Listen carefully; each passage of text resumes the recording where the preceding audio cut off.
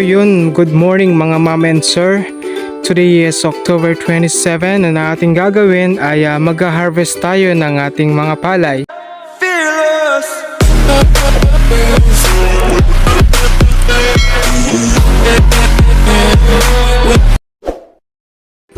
So, yung pong nasa itaas na yon, dun malapit sa may kuprahan namin, yan is almost a 10 na pasig or sagip. Yan po ay tapos ng anihin. So as of now, ito naman po yung ating i-harvest. Approximately it is nasa 20 pa na mga pitak or pasig ang ating aanihin. So medyo malaki-laki pa po yan, hanggang dun pa po yan sa may dulo doon. Yan ang ating pagtsatsaga ang anihin. At salamat po sa ating Panginoon dahil maganda rin yung bunga ng ating palay. So yun nga lang ang medyo nakakalungkot kasi yung nandun sa may dulo doon nadaplak or natumba due to heavy rain at saka may kasama pang wind po ng mga nakaraang araw at linggo. We hope na magkaroon ng magandang panahon para mabilis natin itong maani. At the same time ay kapag na treasure na siya, mapatuyo agad natin.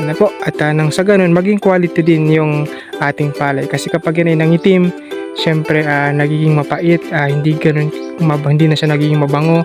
So pati yung taste niya nagkakaroon na rin po ng defect. Yan, good afternoon po. Hapon na. Gaali pa rin tayo.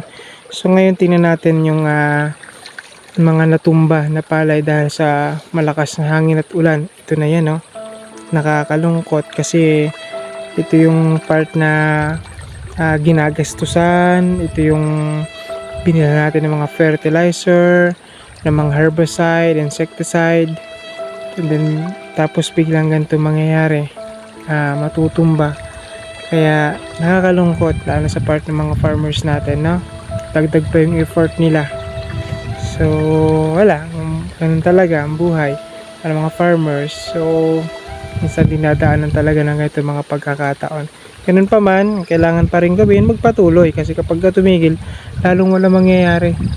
Ayan, so anihin pa rin natin para may makuha pa rin tayo kahit papano.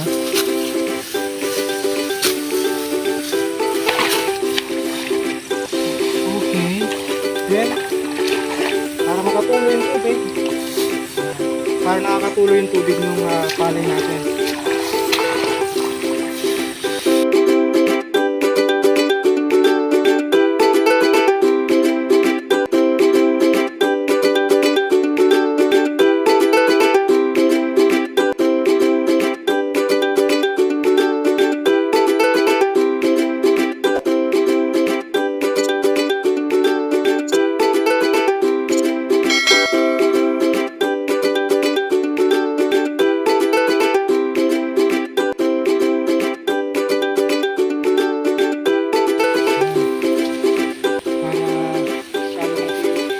The next day.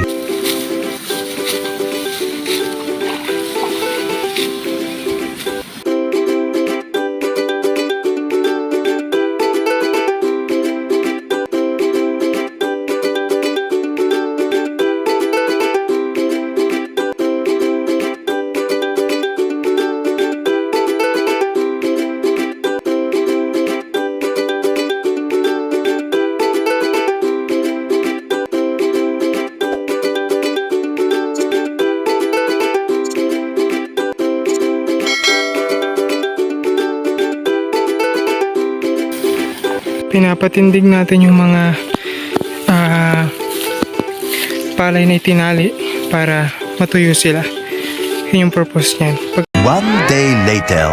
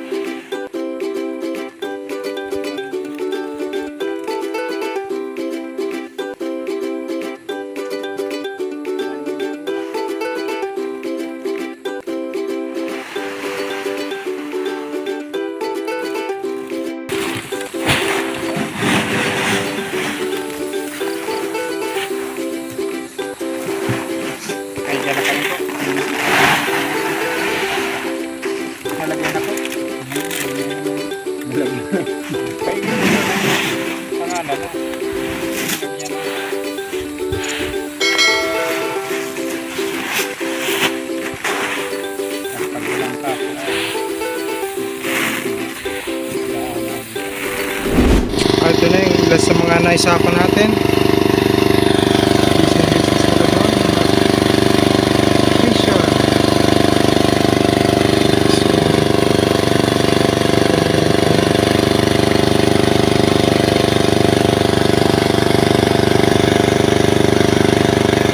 One day later. Yan, good morning mga ka-agri dahil sa maitang panahon, samantalahin. So, magbilad na ng palay.